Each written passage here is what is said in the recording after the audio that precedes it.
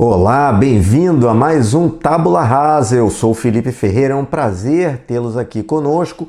Hoje vamos falar sobre uma notícia que impacta diretamente algumas reflexões que nós vínhamos fazendo, mas agora toma um contexto mais região, mais global e principalmente vai trazer aí os principais governantes de hoje e do futuro uma preocupação que até esse momento alguns não tinham despertado para o quão importante é isso.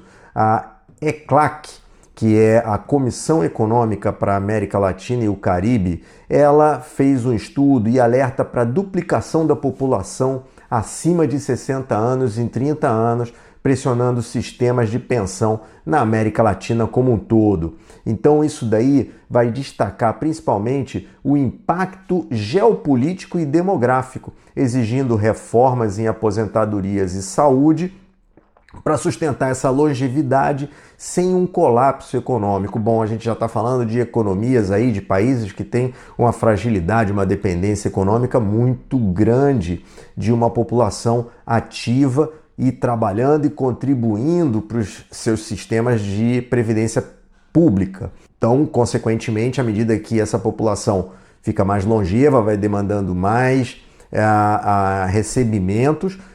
O outro lado, que seria a geração de empregos para a população mais jovem, a contribuição desses jovens que vão entrando no regime de trabalho, é necessário. Então, se não se gera trabalhos e se principalmente a pirâmide está invertida, ou seja, tem menor entrada de jovens no mercado de trabalho e um maior volume de jovens aposentados aí no caso, que vão ficar mais tempo no regime de previdência pública, significa que a situação está bem complicada. Além disso, já prevêem que os sistemas de saúde estão super abarrotados e colapsados aí, que não terão condições se não forem feitos os investimentos corretos, principalmente na parte de prevenção, na parte de cuidados paliativos para a turma que está mais avançada nesse processo.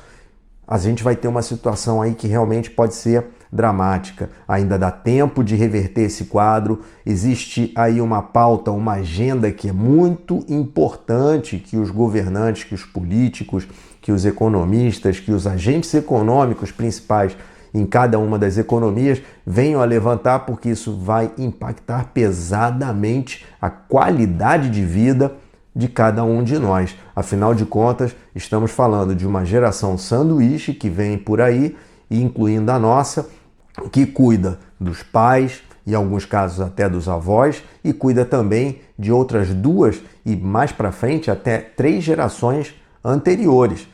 Consequentemente, isso vai fazer com que a gente repense muito essa questão de lares para idosos, a situação de empregabilidade, a questão de tempo de contribuição, ou seja, muita coisa que ainda não foi priorizada, discutida, visualizada como um todo é necessário.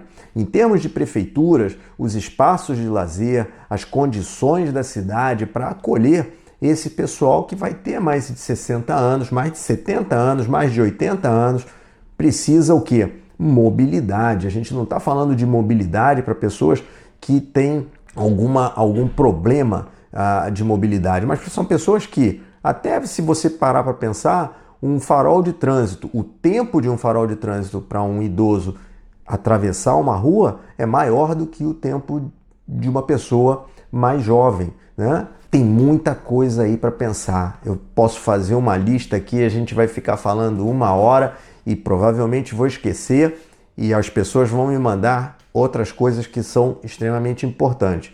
Então, vale esse alerta principalmente para as prefeituras, na escolha aí, no caso, das pessoas que cuidam da cidade, que é quem acolhe a qualidade de vida que a gente precisa no nosso bairro, na nossa rua, as condições que a gente precisa ter sem ter ruas esburacadas. Pensa só, uma pessoa que cai na rua se recupera rápido se ela é jovem, se ela é mais idosa vai demandar outro tipo de cuidado, outro tipo de medicação, mais tempo, mais cuidados, mais exames, ou seja, tudo que a gente puder evitar vai ser uma economia no futuro para as instituições públicas, para o governo no caso, né?